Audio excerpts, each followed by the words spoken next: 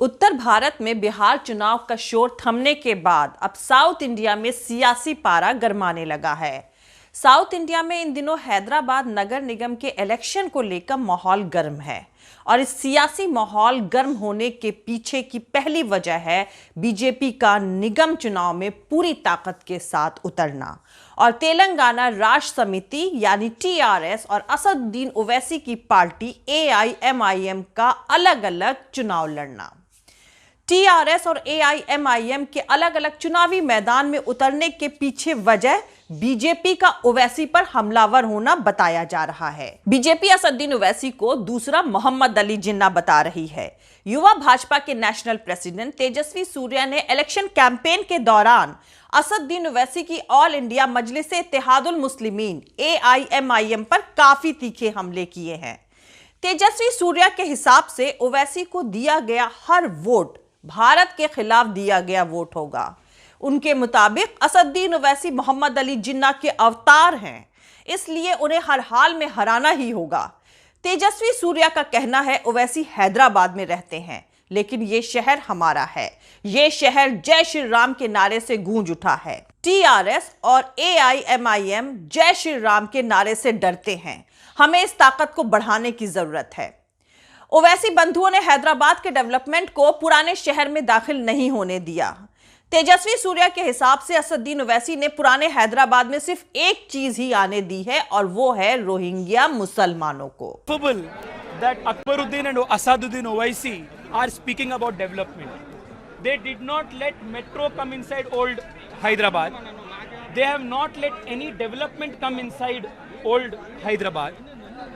They have not let new infrastructure projects come inside old Hyderabad. The only thing that they have allowed inside old Hyderabad is Rohingya Muslims. So they have no right to speak about development. The party which says give us 15 minutes and we will show Hindus their place has no right to lecture the BJP on secular values and constitutional values. Every single vote to OIC is a vote against India and everything that India stands for. He speaks the language of rabid Islamism and separatism and extremism, which Muhammad Ali Jinnah was also speaking. Which is why every single vigilant Bharatiya must stand up and fight against this divisive menace, communal politics of OIC brothers. Telangana, जहां Bharatiya Janata party के पास 119 सीटों में से सिर्फ 2 विधायक हैं और जहां 17 लोकसभा सीट में सिर्फ 4 एमपी हैं, वहां एक नगर निगम के इलेक्शन में बीजेपी ने अपनी पूरी ताकत झोंक दी है। ग्रेटर हैदराबाद के नगर निगम का सालाना बजट लगभग 5,500 करोड़ का है और वहां की आबादी लगभग 82 लाख लोगों की है। देश के हर कोने में आज इस नगर निगम चुनाव का जिक्र हो रहा है, क्योंकि एक के बाद एक बीजेपी के कई बड़े नेता हैदराबाद में चुनावी रैलियां कर रहे हैं। बीजेपी ने स्मृति ईरानी, जेपी नड्डा, अमित शाह, प्रकाश जावड़ेकर, योगी आदित्यनाथ, देवेंद्र फडणवीस, तेजस्वी सूर्या जैसे नेताओं को महज एक नगर निगम चुनाव को जीतने के लिए मैदान में उतार दिया है। क्या हैदराबाद भाग्यनगर हो सकता है? मैंने कहा क्यों नहीं। उन्होंने कहा कैसे? हमने कहा देखिए, उत्तर प्रदेश में भारतीय जनता पार्टी की सरकार आई, हमने फैजाबाद को अयोध्या कर दिया। हमने इलाहाबाद को प्रयागराज कर दिया। वहां पे गंगा यमुना को पवित्र नदियां मिलती हैं, कुंभ का भव्य आयोजन होता है। हमने उसका नाम प्रयागराज किया, उसका वही पौराणिक नाम था। तो फिर इसका वास्तविक नाम भाग्यनगर क्यों नहीं हो सकता? अगर यहाँ पर यहाँ की जनता भाग्यनगर। ग्रेटर हैदराबाद नगर निगम के इलेक्शन 1 दिसंबर को होने हैं और 4 दिसंबर तक उसके नतीजे आ जाएंगे। यहां 150 सीटें हैं, जिस पर जीत यह तय करेगी कि नगर निगम में मेयर किस पार्टी का बनेगा। पिछले इलेक्शन में 99 सीटें तेलंगाना राष्ट्रीय समिति टीआरएस को मिली थीं। 44 सीटों पर ओवैसी की पार्टी एआईएमआईएम ने जीत दर्ज करी थी और बीजेपी को सिर्फ 4 सीटें ही हासिल हुई थी।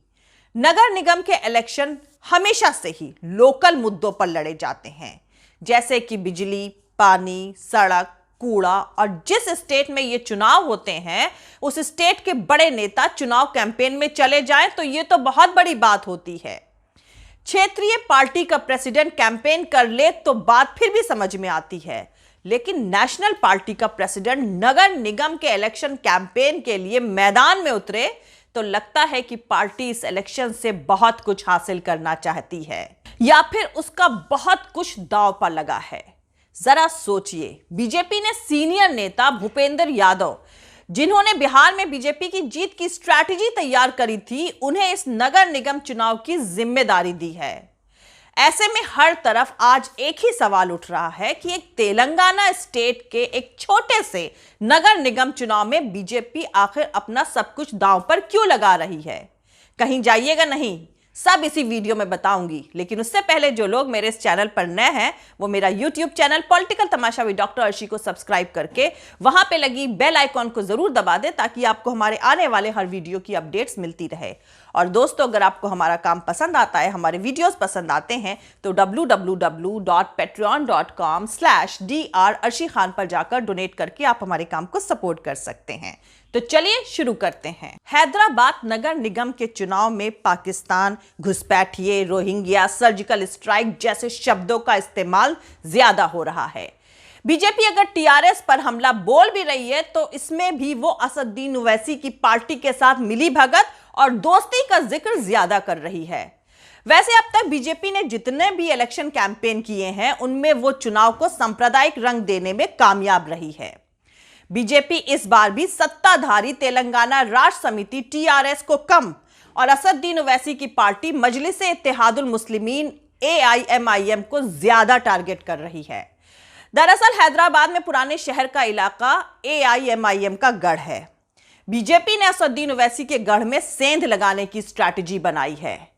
यही वजह है कि बीजेपी के प्रदेश अध्यक्ष और लोकसभा सदस्य बॉन्डी संजय कुमार ने एक बयान में कहा था कि चुनाव में जीतने पर हैदराबाद में घुसपैठियों पर सर्जिकल स्ट्राइक कराई जाएगी।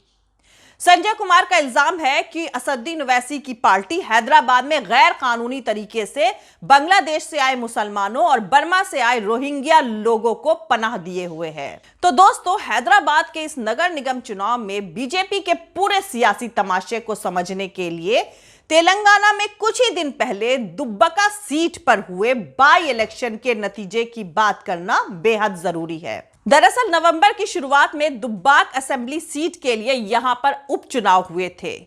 यह सीट टीआरएस की सीटिंग सीट थी जो विधायक की मौत के बाद खाली हुई थी। पार्टी ने विधायक की पत्नी को ही उम्मीदवार के तौर पर मैदान में उतारा था।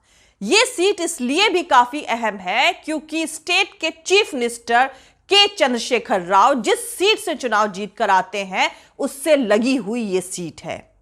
एक तरह से इसे टीआरएस का गढ़ ही माना जाता है।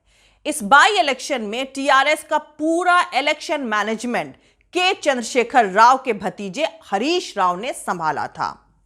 अब तक टीआरएस में हरीश राव को चुनाव जिताने का अहम रणनीतिकार माना जाता था, लेकिन तमाम कोशिशों के बाद भी टीआरएस ये उपचुनाव हार गई थी और बीजेपी को यहां जीत मिली। इसी जीत से बीजेपी के हौसले बुलंद हैं। अगर हम आंकड़ों की बात करें तो दुब्बाक सीट के उपचुनाव में बीजेपी का वोट शेयर 13.75 यानी 13.75% से बढ़कर 38.5% हो गया था, यानी 38.5% हो गया था। बीजेपी के अंदर जीत की उम्मीद इन आंकड़ों के चलते बढ़ी है। इसीलिए बीजेपी इस नगर निगम इलेक्शन में अपनी किस्मत आजमाते हुए एक तीर से कई शिकार करना चाहती है। दरअसल टीआरएस में अंदरूनी सियासत की वजह से राज्य में उनकी पकड़ पहले से थोड़ी ढीली पड़ी है। बीजेपी को लगता है कि टीआरएस पर चोट के लिए यह सही मौका है। आपको बता दूं, पिछले ग्रेटर हैदराबाद नगर निगम चुनाव की पूरी रणनीति केटी रामाराव ने तैयार करी थी, जो कि सीएम के चंद्रशेखर राव के बेटे हैं और वो अपने बेटे को पार्टी की कमान संभालने के लिए तैयार कर रहे थे। लेकिन पार्टी में के चंद्रशेखर राव के बेटे से ज्यादा उनके भांजे हरीश राव की चलती थी। केटी रामाराव की लीडरशिप में ही टीआरएस ने जीएचएमसी चुनाव में 99 सीटें जीती थी। इस बार अगर टीआरएस दोबारा से नगर निगम चुनाव जीतती है तो केटीआर की पकड़ पार्टी में और मजबूत हो जाएगी। हरीश राव, जो के चंद्रशेखर राव के भतीजे हैं, उपचुनाव में हार की वजह से पार्टी में फिलहाल साइडलाइन कर दिए गए हैं। इसी अंदरूनी तकरार का फायदा भाजपा इन होने वाले नगर निगम के इलेक्शन में उठाना चाहती है। दूसरी तरफ जब इस बार के मानसून में 2 बार तेज बारिश हुई थी तो शहरी इलाकों में इसका बहुत बुरा असर पड़ा था। एक तरह से पूरा शहर 2 बार डूब गया था। टीआरएस को इस वजह से लोकल पब्लिक का गुस्सा झेलना पड़ा था और अब नवंबर की शुरुआत में दुब्बाक सीट पर हार के बाद भी टीआरएस बाहर से थोड़ी कमजोर दिख रही है। इसके साथ साथ कांग्रेस तमाम कोशिशों के बाद भी दुब्बाक सीट पर तीसरे नंबर पर रही है। बीजेपी राज्य में कांग्रेस की जगह खुद को लाने का सही मौका समझ रही है। सबसे अहम बात यह है कि असदुद्दीन ओवैसी की पार्टी एआईएमआईएम को दूसरे राज्यों के इलेक्शन के दौरान हमेशा बीजेपी की बी टीम बताया जाता है। बीजेपी इस चुनाव में उस भ्रम को भी तोड़ना चाहती है।